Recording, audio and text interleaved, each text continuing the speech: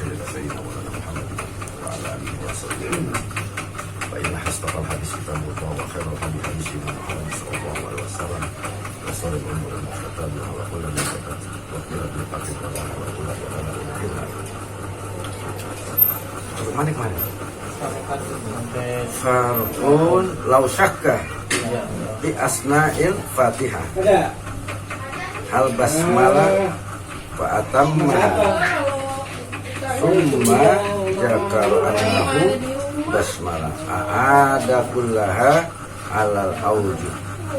Far'un, apabila di tengah membaca Al-Fatihah merasa ragu apakah telah membaca basmalah, sedang bacaan tetap diteruskan sampai selesai dan akhirnya ingat baca bahwa ia telah membaca basmalah, maka wajib mengulangi seluruh surat Al-Fatihah atau dasar dari berbagai wajah. Yang berarti bismillah di dalam surat Fatihah wajib. Dia lupa lagi baca surat. Tadi baca Fatihahnya baca bismillahirrahmanirrahim, ulang. Iya, lupa dia. Lagi baca surat yang lain, wasamsi wa duhaha wal qamar, baca Fatihah pakai bismillah enggak ya? Lupa dia. Ulang lagi Fatihahnya.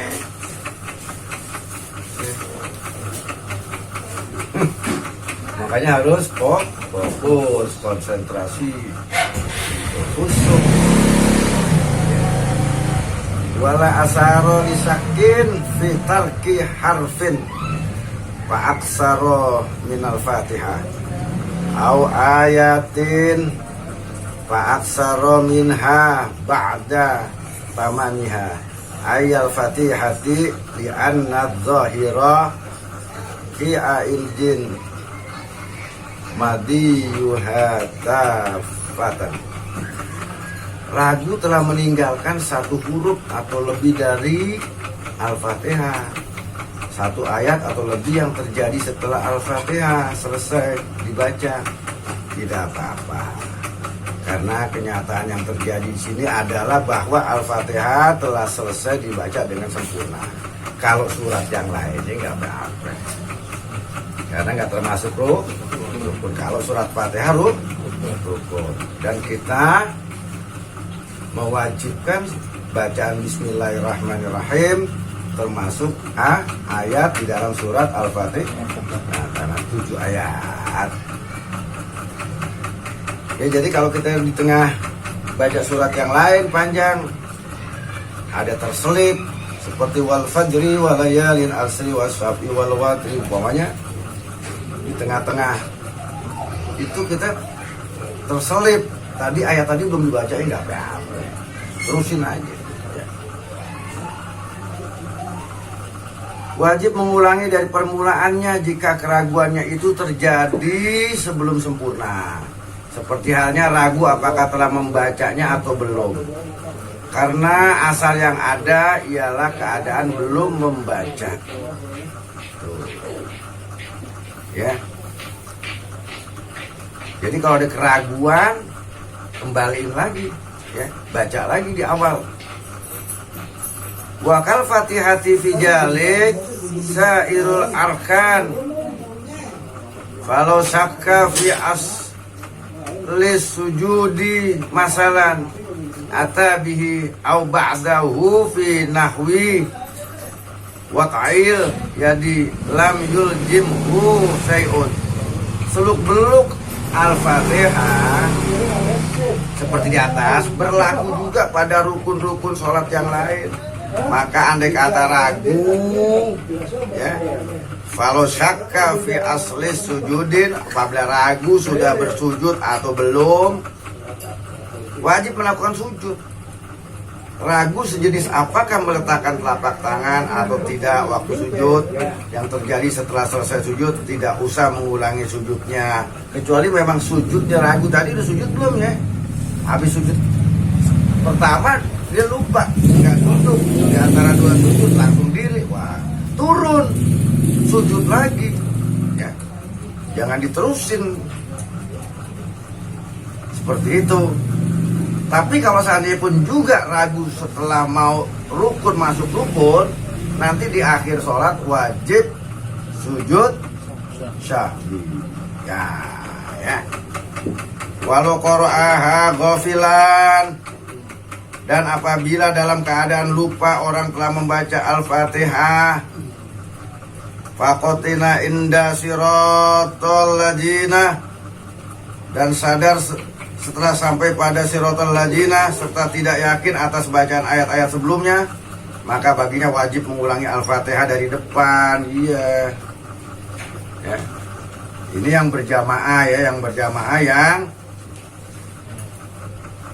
rukun kaulinya wajib terdengar.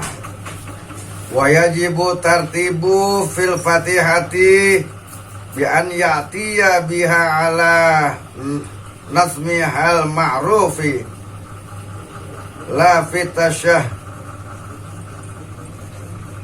dudi malam yukhilla bil makna. Lakin membaca Al-Fatihah wajib tertib seperti susunannya dalam Al-Quran.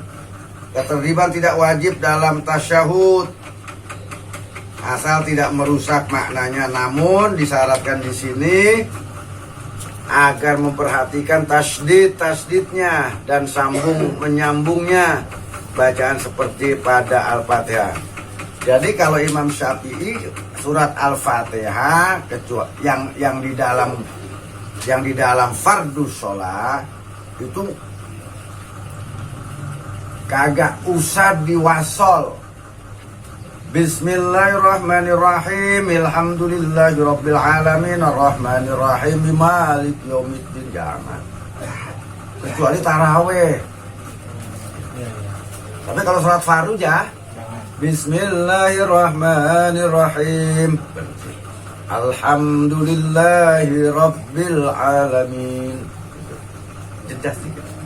Ar-Rahmanir-Rahim, maliki yaumiddin. Gitu. Tartil. Jangan diwasol. Ya. Siratal ladzina an'amta alaihim. Boleh jelas sedikit, ya. Tapi ghairil maghdubi alaihim nggak boleh, berhenti situ. Ya. Nggak boleh, haram. Ya.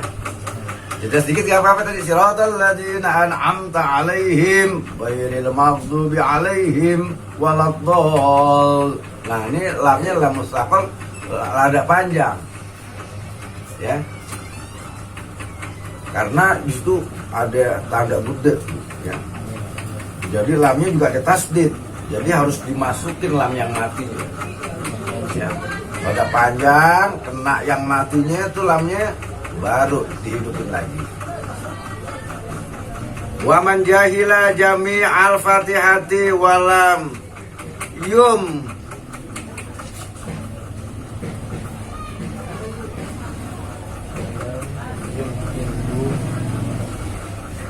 ta'allumha qabla dhaikil waqti wala qira'atuha fi nahwi mushafin lajimahu qira'atuhu sab'i ayatin walau mutafarriqatan la yanqusu hurufuha an hurufil Fatihah. Barang siapa tidak bisa membaca seluruh surat Al-Fatihah dan tidak mungkin mempelajarinya dahulu sebelum waktu sholat menjadi sempit atau membacanya pada sejenis mushaf, baginya wajib membaca 7 ayat Al-Quran sekalipun tidak urut tempatnya, yang huruf-hurufnya tidak kurang dari jumlah huruf-huruf Al-Fatihah.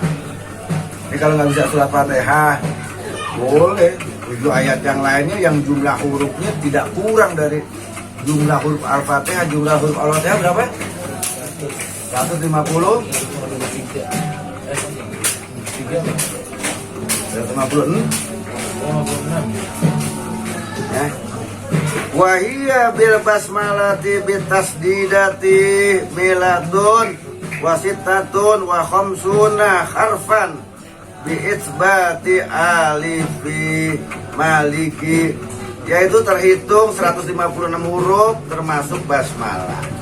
Huruf bertasydid dihitung 2 dan huruf alif pada Maliki karena dipanjangin tuh, ya.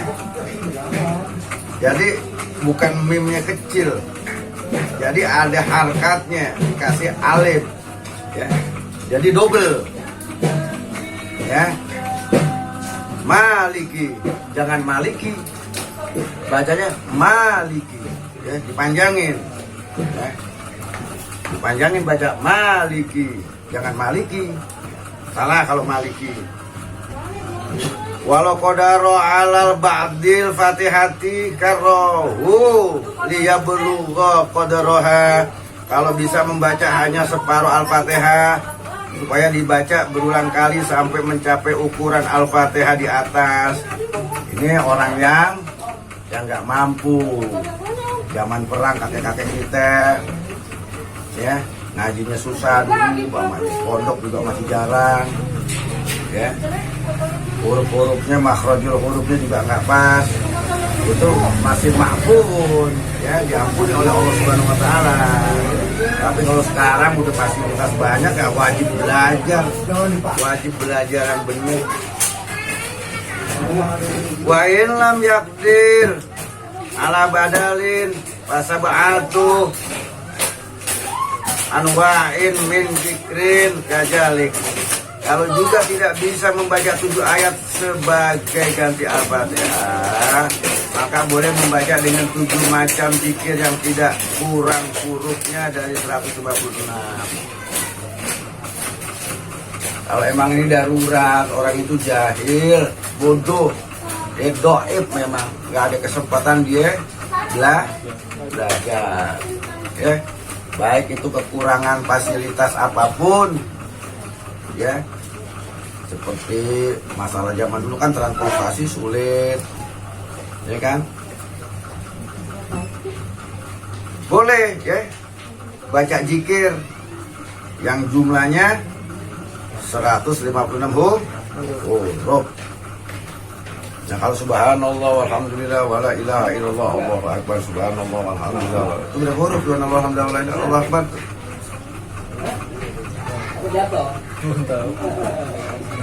Nanti kenapa harus tahu jumlah ayat hurufnya ada berapa? Nah, itu belajar hikmah nanti, ya. Hikmahnya apa? Sampai harus tahu jumlah huruf. Mama pakai motor, nah? Nggak tahu apa, ya. Ya begitu. Kenapa? Surat Al-Ikhlas berapa huruf, berapa tasbihnya, berapa ismul a'zamnya. Ada nggak ismul zatnya di situ? Jalla jalalu Allahu, seperti bismillah kan ada Allahu, bismillah itu kan ada Allahu jalla jalalu. Itu dihitung. Tapi sekarang udah zaman laptop, cepet tahu. Surat Al-Ikhlas ada sekian huruf, gitu. Terus ismul a'zamnya ada berapa? Apa aja? Awal. Kenapa dia pakai ahad, nggak pakai wahid? Nanti tafsir tuh, yang main tuh situ. Kalau wahid berarti ada isnen, salasa. Tapi kalau ahad nggak ada lagi, ya itu satu-satunya, nggak bisa diterjemahin, nggak bisa ada penyambungnya. Qul huwallahu ahad, nggak ada qul huwallahu wahid, nggak boleh. Allah lebih tahu ahadun. Karena kalau wahid 1, isnan 2, salasa 3, arba'a 4. Tapi kalau ahad nggak bisa, satu-satu, nggak bisa terpecah lagi. Allah lebih tahu. Sekarang surat Ikhlas dipalsunya sama siapa tuh, raja siapa itu? Dari siapa itu? Mana namanya? Arsad. Raja Arsad itu. Ngaco itu orang dia Majnun itu. Majnun yang begitu deh. Daripada Majnun, kemana Turki? Jalan Turki nyaman gitu. Insyaallah. Kalau masih tidak mampu lagi, cukup berhenti selama panjang waktu pembacaan Al-Fatihah. Udah diem, ikutin imam. Kalau emang nggak bisa. Ini yang jahil. Jahil bukan berarti dia bodoh, tapi ada niat. Niatnya memang Fatihahnya dia nggak bisa. Ya udah didengerin aja. Bisanya kuping yang dengerin. sama hati. Tapi lidahnya kan udah nggak bisa, kaku. Bacanya susah gitu. Cuman yang bisa jadi bacaan dari pendengaran. Kan nggak apa-apa, mau ngomong sih nggak apa-apa. Sunnah ada yang mengatakan wajib sesudah takbiratul ihram pada sholat fardu ataupun sunnah selain sholat jenazah untuk membaca doa iftitah, yaitu memanjatkan doanya dengan suara pelan, ya, bila tidak khawatir kehabisan waktu sholat dan penuh perkiraan bagi makmum masih mendapatkan rukuknya imam. Jadi imam yang makmum yang yang masbuk.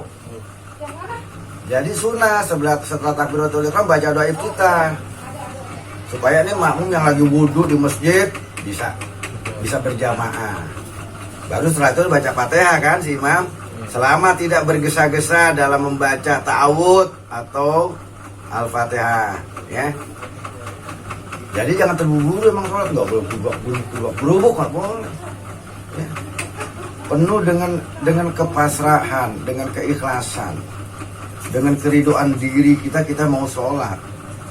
Enggak karena apa namanya? Enggak karena kita tuh terpaksa, jangan. Surat sesudahnya sekalipun lupa atau tidak, makmum yang mulai masuk sholat dalam keadaan duduk bersama imamnya. Dalam pada itu kesunahan membaca al-iftitah tetap ada sekalipun telah membaca amin bersama-sama imam, ya. Jadi kalau jadi imam memang harus tahu ilmunya nih. Kalau nggak tahu ilmunya jangan jadi imam deh, berat tanggungannya, ya. Nggak boleh juga keadaan terpaksa, nggak boleh tergesa-gesa dalam sholat. Wa in khafal ma'mumu fauta suratin haitsu tusannu lahu kama zakara syekhuna bisarhil ubab wa qala li anna idrakal iftinahi muhaqqaqun wa fawatus surati mauhumun wa qad la yaqa'u. Dan bahkan sekalipun makmum khawatir kehabisan waktu untuk membaca surat yang disunahkan untuk membaca, seperti yang telah diterangkan oleh guru kita dalam Syarah Al-Ubab. Beliau berkata karena mendapatkan iftitah itu sudah nyata, otentik, sedang tertinggal membaca surat hanyalah masih belum jelas dan kadang-kadang malah tidak terjadi. Ya, yang penting dapat fardu Fatihahnya, ya. Jadi Allah dengan sifat al-adalahnya, keadilannya begitu. Yang jahil aja dia boleh dengerin surat Fatihah aja, yang nggak pernah belajar apa karena udah tua, usia uzur, datang udah ikutin geraknya mulai takbir, ruku, ya tidal, sujud, ikutin. Karena kan ada orang-orang tua kita yang dulu zaman perang dia nggak ada kesempatan ngaji, sehingga tuanya memang ada hidayah rahmat Allah dia mau sholat, ya. Wa warada fihi ad'iyatun kasiratun. Banyak sekali. Yang paling utama ialah seperti riwayat Imam Muslim, ya, sebagai berikut: wajhiyah ayazati lilladzi fatara samawati wal arda hanifan ayamailan anil adyani ila dinil haqq musliman wa ma'ana minal musyrikin inna salati wa nusuki wa mayahya wa mamati lillahi rabbil alamin. Yang utama ialah seperti riwayat Imam Muslim baca doa iftitah itu tadi, ya. Kuhadapkan wajahku, badanku ke hadirat pencipta langit dan bumi dengan penuh, ya, dengan penuh kepasrahan, menyingkiri agama-agama lain untuk mentaati agama yang hak, dan berserah diri serta aku tidak masuk golongan orang-orang musyrik. sesungguhnya sholatku, ibadahku, hidupku dan matiku hanyalah untuk Allah Subhanahu wa ta'ala semata, Tuhan semesta. Tiada aku menyekutu baginya. Nah, seperti itulah doa iftitah. Aku diperintahkan, lagi pula aku termasuk golongan muslim. Oh, doa iftitah seperti itu yang dipakai oleh Imam Muslim, dipakai oleh Ahlus Sunnah. Wa yusanu lima'mumin yasma'u qira'ata imamihil isra'u bihi. Sunnah bagi makmum yang mendengar bacaan imamnya agar mempercepat dalam membaca doa iftitah. Nih, makmumnya udah baca Fatihah. Makmumnya kalau memang masbuk boleh ditinggalkan, tidak membaca doa iftitah. Kalau memang masih ada waktu, keuber juga dia baca surat Fatihahnya, yang wajib nggak apa-apa ya. Jadi jangan terlalu jangan terlalu ini ya. Doa iftitah sunnah hukumnya. Doa iftitah tersebut lebih sunnah dilakukan orang sholat munfarid. Tuh, yang munfarid atau oleh imam suatu jamaah masyhur yang bukan budak-budak, wanita-wanita bersuami, yang semua makmum rela untuk diperpanjang lafaz-lafaz sholat, serta tiada makmum lain yang datang menyusul sekalipun hanya sedikit. Lagi pula tempat sholat itu bukan untuk jalan orang, ya memang khusus ya, terutamanya di pondok ya, di pondok-pondok pesantren, maksudnya begitu ya, yang memang mereka para santri ya istiqomah, minimal 10 menit sebelum masuk waktu sudah siap-siap ya. Bahkan habis ta'alum oleh kiai biasanya sudah mendekati waktu, nah langsung sholat. Selain doa di atas adalah seperti riwayat Bukhari Muslim sebagai berikut ya.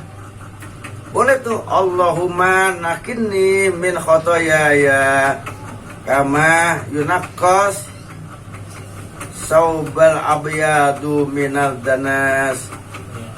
Ya, boleh ya, doa kita banyak ya, bukan satu aja.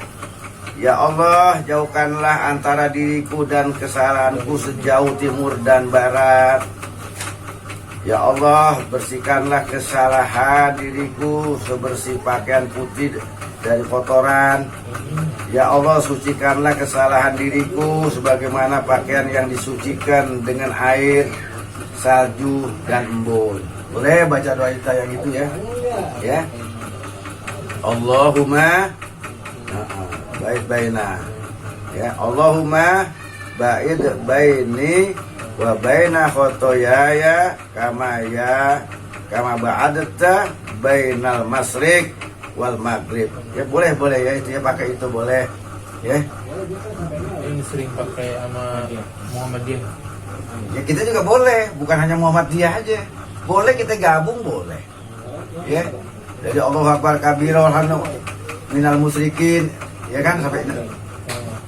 Terus baca lagi Allahumma ba'id baini wa baina ya khotoy. Boleh disambung lagi, boleh didobel, boleh. Asal waktunya cukup. Ya. Cukup. Karena bagus semua tuh doa ya dari Al-Qur'an ya. Sesudah iftitah dan takbir pada sholat Id, kalau memang dilakukan sunnah membaca ta'awudz walaupun sholat jenazah, dibaca dengan suara pelan sekalipun pada sholat yang Fatihahnya sunnah dibaca keras, dan bahkan mulai sholat dalam keadaan duduk bersama imam, dibaca pada setiap rakaat. Kalau memang tidak perlu tergesa-gesa dalam bacaannya yang sekalipun karena lupa. Wa huwa fil ula akadu wa yukrahu tarkuhu, dan pada rakaat pertama sunnah muakkad melakukannya, makruh meninggalkan ta'awudz. Jadi sunnah muakkad pakai ta'awudz, a'udzubillahi minasyaitonirrajim, tapi jangan keras suaranya, pelan aja ya, pelan. Ya begitu dulu ya. Alhamdulillahirabbil alamin.